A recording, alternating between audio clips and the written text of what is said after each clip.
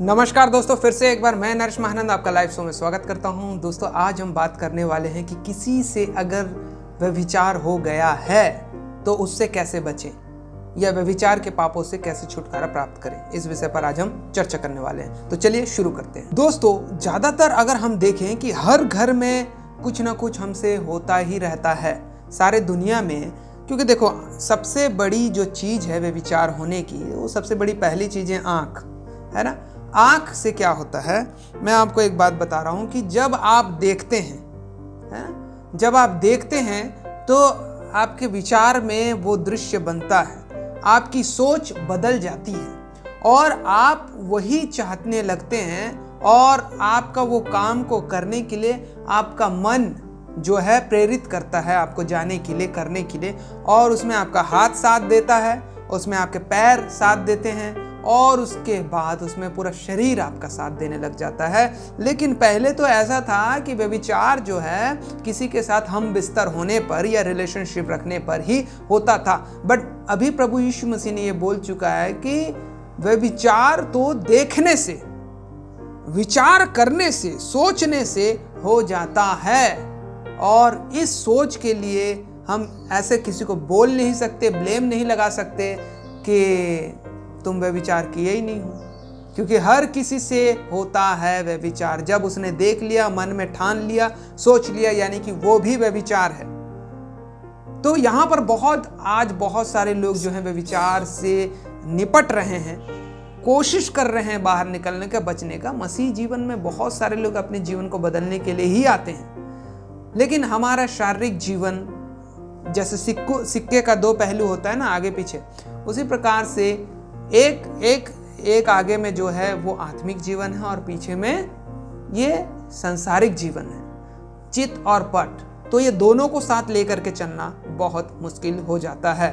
और इसके लिए पौलुस भी बहुत सारी बातें बोलता है कि मैं अपने शरीर को मारता और कूटता हूँ और अपने वश में करने की कोशिश करता हूँ ताकि मुझसे कोई पाप ना हो और मैं व्यवस्था के विरोध में नहीं बल्कि व्यवस्था के साथ चलूं। क्योंकि शरीर व्यवस्था के विरोध में है, शरीर जो है व्यवस्था के विरोध में है और व्यवस्था जो है शरीर के विरोध में है। लेकिन आत्मा के विरोध में कौन है मालूम है आपको? ये शरीर आत्मा के विरोध में है। तो हमको दोनों के साथ चलना है कि बोलेंगे कि शरीर का काम ही छोड़ देंगे, खाना पीना, सोना, रहना, उठना, बैठना सब खत्म ही कर देंगे बोलेंगे, तो ऐसा बिल्कुल भी जायज़ नहीं है। क्योंकि वो शरीर के वजह से ही आपकी आत्मा में सारे क्रियाकलाप होते हैं। शरीर गीत गाता है ऊंचे आवाजों से और आपकी आत्मा उससे शांति मिलती है। शरीर आराधना मीटिंग जाता है, आपका पैर लेकर के जाता है। जुबान जो है, शरीर जो है, वचन को पढ़ता है, वचन को ऐसे ऐसे पढ़ता है और दिमाग जो है सोचता है, समझता है, उसके बाद शरीर क्रिया में लाता है। यानी कि यहाँ आत्मा का कुछ भी काम नहीं है, बस वो कैरेक्टर लेता है कि आपका आत्मा, मतलब शरीर जो करेगा आत्मा के ऊपर इल्जाम लगेगा, वही। तो शरीर को हमको ज़्यादा ध्यान देना है, आत्मा को नहीं, क्योंकि आत्मा को तो परमेश्वर बचा लिया है, लेकिन यहाँ पे शरीर को शैतान के हाथों में सौंप दिया गया है। तो शरीर को बचाए, आत्मा खुद ब खुद बच जाएगा। शरीर को रोके व्यभिचार करने से, गाली देने से, लड़ाई झगड़े से, मारपीट से, शराब से, पान, बीड़ी, तंबाकू, सिगरेट, पान मसाला खाने से, फास्ट फूड आइटम खाने से, है ना।